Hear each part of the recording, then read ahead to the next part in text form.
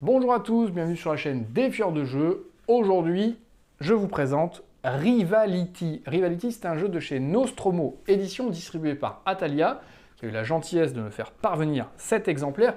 C'est un jeu de 1 à 4 joueurs, à partir de 10 ans, pour des parties de 20 minutes. Et eh bien, je vais commencer par vous présenter le jeu en multi, vous présenter les règles du jeu en multi, dans une première partie. Puis j'aborderai les spécificités du solo et je vous déroulerai une partie solo commentée parce que c'est assez rapide. Donc n'hésitez pas à aller voir la timeline pour vous rendre directement à l'endroit que vous souhaitez. Rivality, c'est un jeu d'affrontement. Vous êtes un mage, un magicien à la tête d'une armée de golems et vous allez lutter et vous affronter un autre magicien à la tête d'une armée de golems également pour essayer de contrôler un maximum d'espace devant vous. J'ai dit de 1 à 4 joueurs, une spécificité, donc c'est un jeu de duel. Pour moi, il est meilleur à 2 joueurs plutôt qu'à 3 ou 4. Et le solo est vraiment une spécificité, vraiment un mode à part qui s'apparente plus à un puzzle game, puisque vous n'avez pas de bot en face de vous. Mais vous allez voir ça, je ne spoil rien. C'est parti, on regarde le matériel et les règles du jeu en multi. Voilà une mise en place pour 2 joueurs, chacun a son deck de tuiles, vous avez vos 30 golems avec votre magicien et vous avez ici la tuile initiale puits de mana qui vaudra 3 points.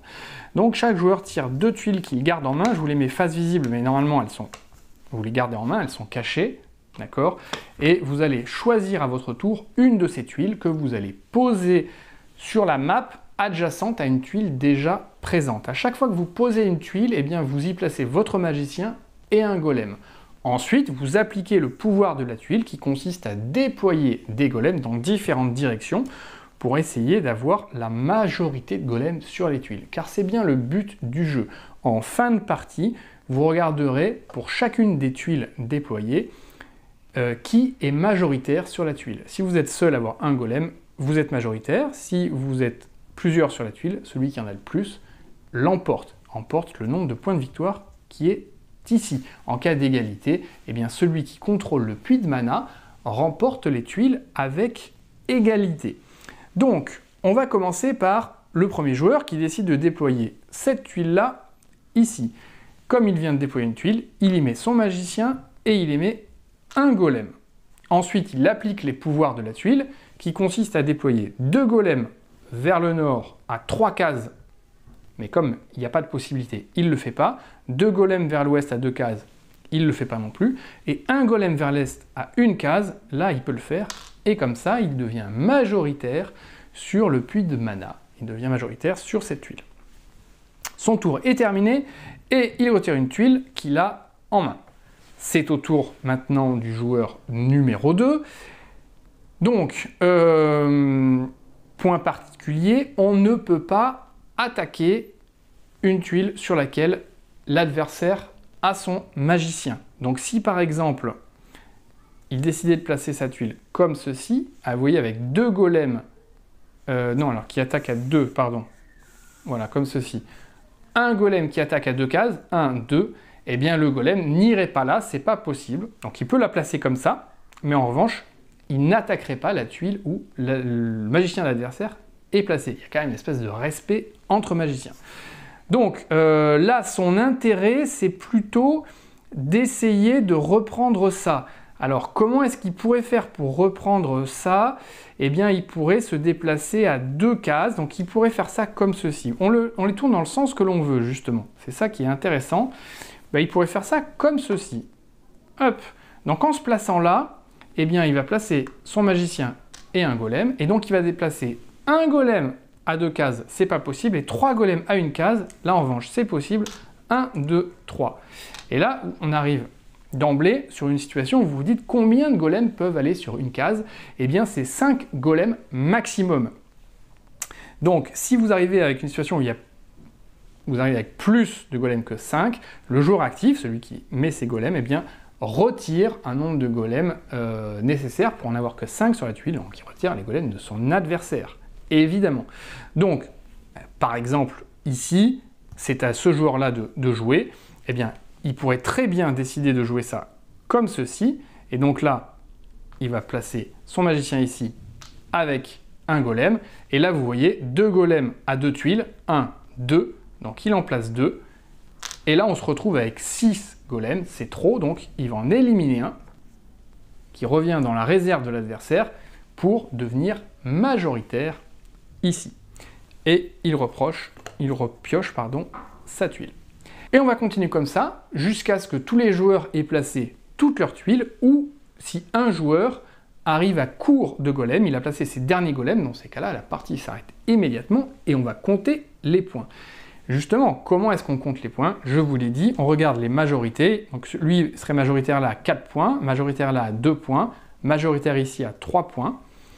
Et le rose serait majoritaire ici à 1 point. Voilà.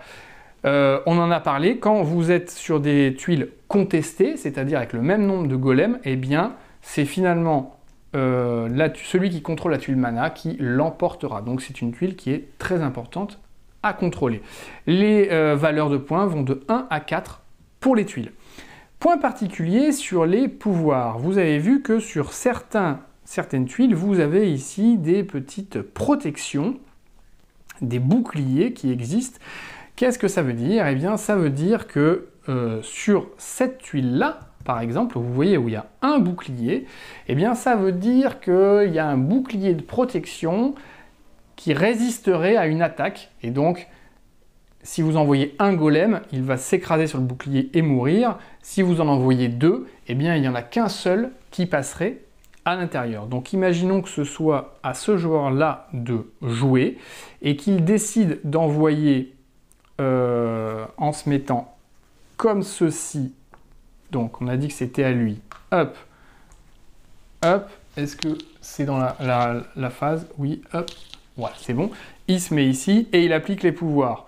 Personne en haut, personne en bas. En revanche, il envoie 2 golems sur la droite. 1, 2. Et vous voyez qu'ici, eh bien, il y a un bouclier de protection, donc il ne veut pouvoir en envoyer qu'un seul.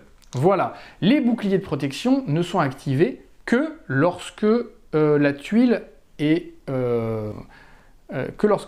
appartient à quelqu'un. Si c'est une tuile vide, il n'y a pas de bouclier de protection. D'accord? Donc là, en revanche, elle appartenait au joueur orange, et donc il n'y a qu'un seul golem qui peut rentrer.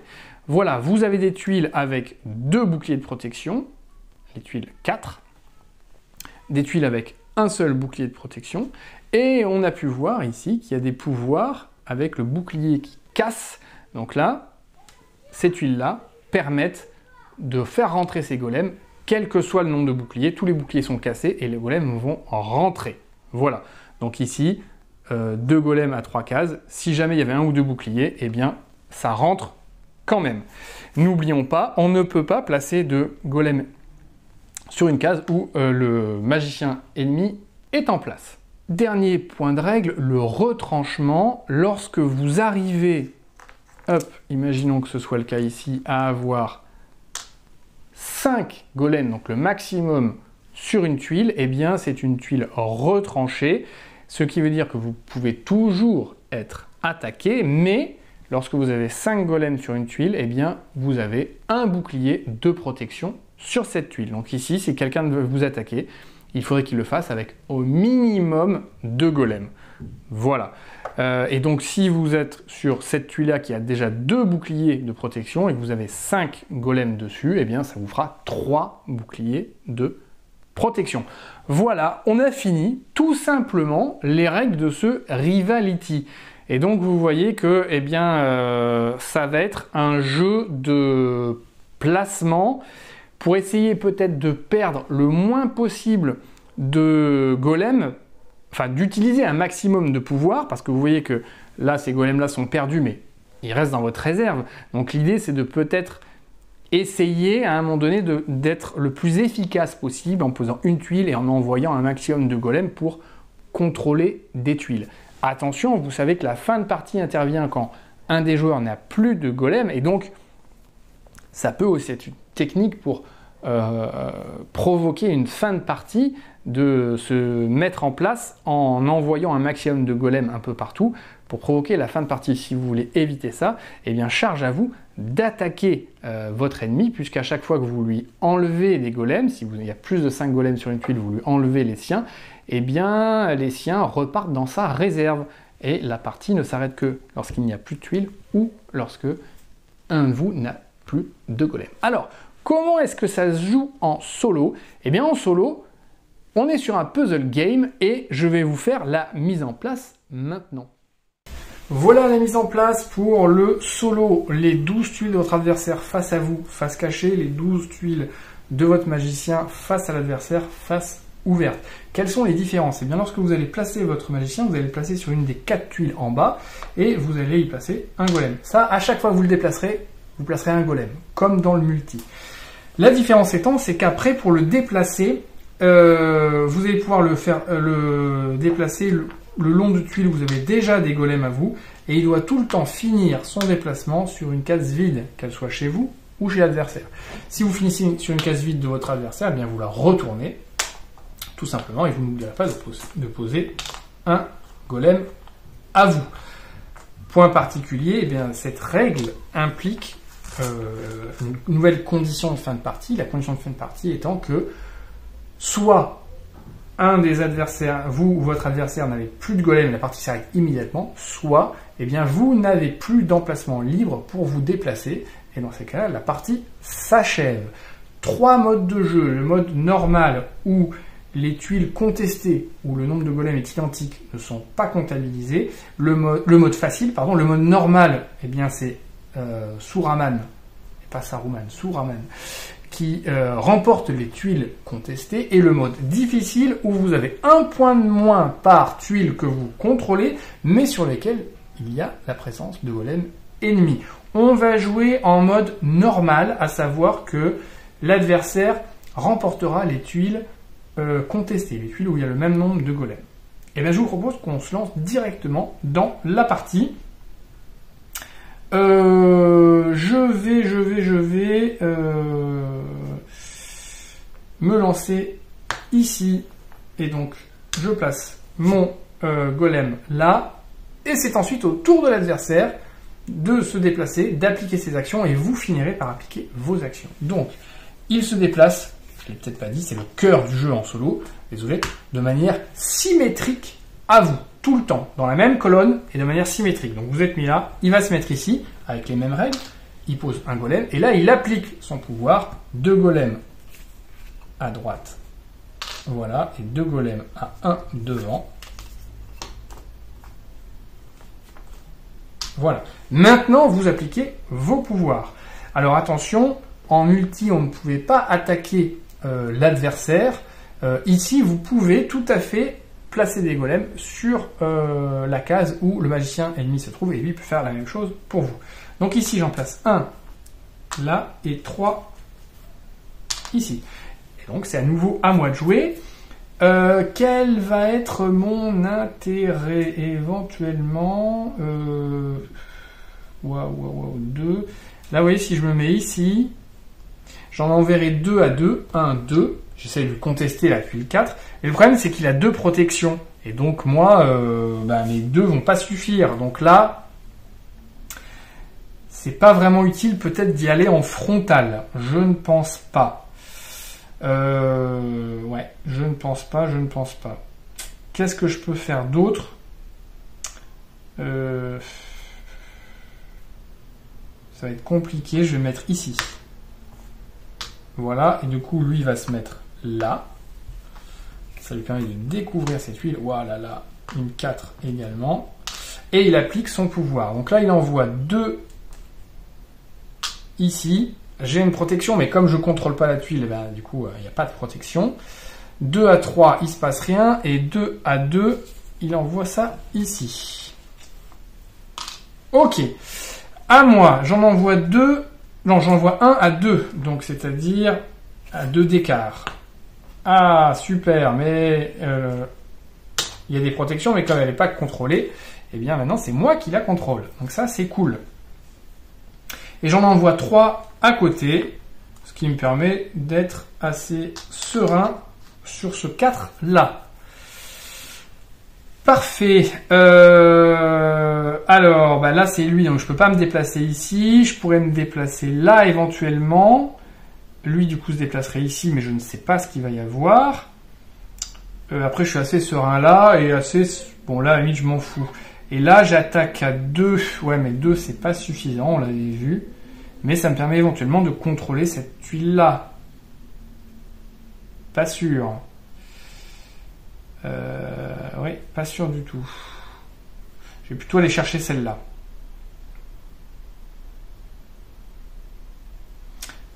Je vais me déplacer là. Lui va se déplacer ici aussi. Le bougre. Le bougre. Voilà. Il applique ses pouvoirs. 2 à 1. Ici. 1 qui va par là, il n'y a rien. Et 2 qui va à 3. 1, 2, 3. Il en envoie 2 ici. Parfait. Et moi, j'en envoie un devant. Ce qui est cool. Et 3 à 2. 1, 2. Ben, c'est 5 maximum. Donc j'en envoie qu'un seul. Et voilà. Donc ça, c'est très bien. C'est très bien. Sauf que, ben non, si je voulais aller me déplacer là, moi, je peux plus. Il faut aller sur des cases libres. Voilà, là. C'est complicado, ça.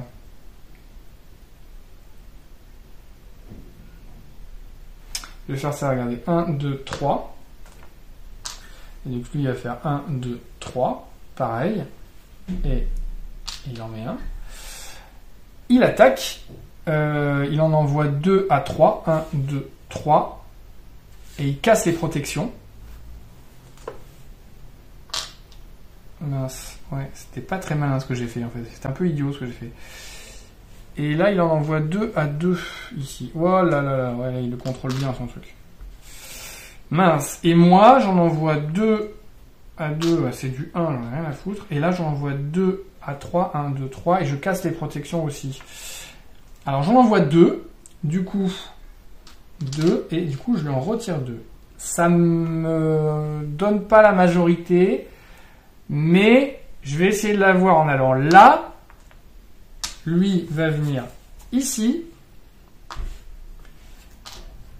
Il en envoie 2 à 2. 1, 2. Alors, je contrôle le truc. Et donc, ici, j'ai 2 boucliers. Donc, hop, et il n'envoie personne. Et là, il en envoie 2 à 3. 1, 2, 3. Et il casse les boucliers. Donc, j'avais un bouclier, il le casse. Et j'ai dit, il en a envoyé 2. Donc, il en envoie 2. Et c'est toujours moi qui ai la majorité. Et moi qui suis là, j'en envoie 2 à 2. 1, 2.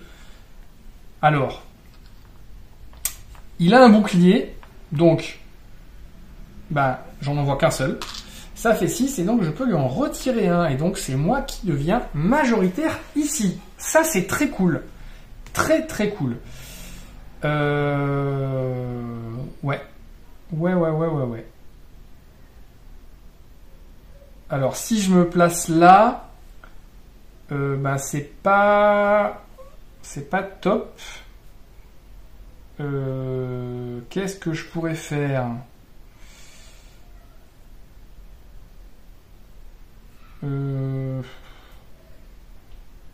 Si je me mets là... Non, mais non, là... Non, ici, je peux pas me mettre... Les cases sont déjà prises. Et ouais, les cases sont déjà prises. Vous allez voir que là, en fait, au bout d'un moment, des cases libres... c'est compliqué d'en avoir des cases libres, c'est très compliqué d'en avoir. Et on va se bloquer, rapidement. Moi, je vais me mettre là, c'est pas grave. Je vais me mettre là, tant pis. Hop, lui du coup va se mettre ici. Avec, pardon, c'est un de ses nipples à lui, évidemment. Et il attaque. Il en envoie 2 à 3. 1, 2, 3. Et ça pète les protections. Donc il en envoie 2, il passe. Et là, il en envoie 3 à 1. Et comme j'ai 2 protections, en fait, il en envoie qu'un seul. Mais maintenant, c'est contesté, c'est ça. Et moi, j'en envoie 2 à 2. 1, 2. Manque de bol, il y a des protections, donc je fais rien du tout. 2 à 2, il se passe rien. Et 3 à 2, j'en envoie 3 ici. Ouais. Bon. bah, c'est compliqué en fait là, parce que là je suis bloqué, maintenant j'ai plus que cette tuile là où je peux aller.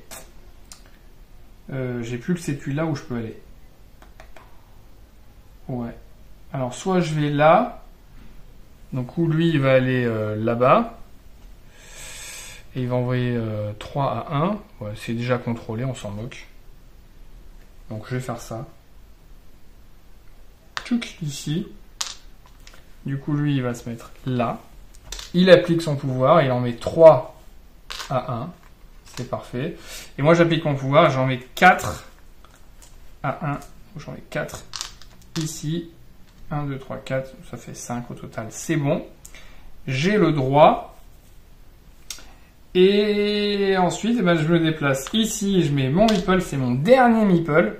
Et du coup, la partie s'arrête automatiquement dès qu'on a passé le dernier meeple. Donc, c'est-à-dire qu'on ne va même pas sur son déplacement à lui. La partie s'arrête. Je vérifie quand même, je ne veux pas vous dire de bêtises. Mais la partie s'achève immédiatement. L'un des camps a posé tous ses golems. Et en l'occurrence, c'est moi, j'ai posé tous mes golems. Donc la partie s'arrête immédiatement. Et bien, on va compter les points. Donc, les tuiles avec le... Voilà, les tuiles avec lesquelles se trouve le magicien ne remportent pas de points. Donc, celles-là, je peux les enlever déjà. Voilà. Alors, lui et moi. Donc, lui et moi. Ça, c'est à lui. Celle-là, j'en ai 3 contre 2. C'est à moi.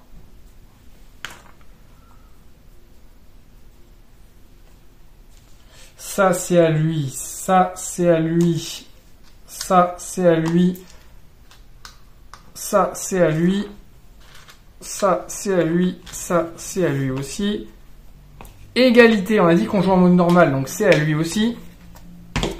Ça, c'est à moi. Ça, c'est à moi. Ça, c'est à moi. Ça, c'est à moi. Ça, c'est à lui. Ça, c'est à lui. Ça, c'est à moi. Ça, c'est à moi. Ça, c'est à lui. Et ça, c'est à moi. Ça, c'est à moi. Voilà. Alors, comparaison de taille de paquet. C'est toujours important, la taille. Bon, c'est lui qui gagne. Mais ça veut rien dire. On va compter nos points. Il a combien? 1, 2, 3, 4, 5, 6, 7, 8, 9. 9 et 8. 17, 19, 20, 24, 25. Ça pue. 25 quand même, ça pue. Et moi, 1, 2, 3, 7, 9, 13, 18, non 13, 13 et 4, 17, 18, 20. Je compte mes points, mais je crois que c'est ça. 2, 3 et 8, 11, 12, 13, 17, 18, 19, 20, 20 à 25. Et bien voilà, c'est lui qui remporte cette partie. Et il a eu une tuile contestée qui va faire apporter 2 points de plus. Donc, il aurait quand même gagné en mode facile, mais de moins d'écart. Voilà. Et vous voyez, pas évident surtout de pouvoir se déplacer que sur une case libre. Il faut bien gérer votre déplacement pour pas vous retrouver bloqué. Là, j'étais un peu bloqué, finalement. Ce qui a provoqué la fin de partie. Enfin, non, ce qui a provoqué la fin de partie, c'était le manque de meeple. Mais dans tous les cas, j'étais arrivé à un point où je ne pouvais plus me déplacer. Voilà. Donc, très bonne surprise que ce Rivality. Je dis surprise parce que c'est un jeu qui, pour moi, a passé un peu sous les radars. Excellent jeu en duel. En duel, vraiment, c'est les trucs basiques où vous prenez vos trucs. C'est très bien. En duel, franchement, ça le fait. C'est fun, c'est rapide. Et en solo, complètement autre chose. Puzzle game. On se creuse la tête. Il y a évidemment le hasard de la distribution aléatoire des tuiles. Mais il y a quand même vraiment une part de jeu, de stratégie dans vos déplacements. Parce que vous savez éventuellement où va aller l'autre une fois que les tuiles sont révélées. Voilà, c'était Rivality. J'espère que vous allez bien, que vous avez passé de bonnes vacances. Parce que j'imagine que cette vidéo sera publiée à la rentrée. Dans tous les cas, continuez à vous amuser. jouez bien. Si tu es encore en train de me regarder, alors que je viens de finir cette vidéo, que tu n'es pas abonné à la chaîne, ceci n'est pas normal. Clique sur le pouce bleu et abonne-toi, je te regarde. Allez, jouez bien. Ciao.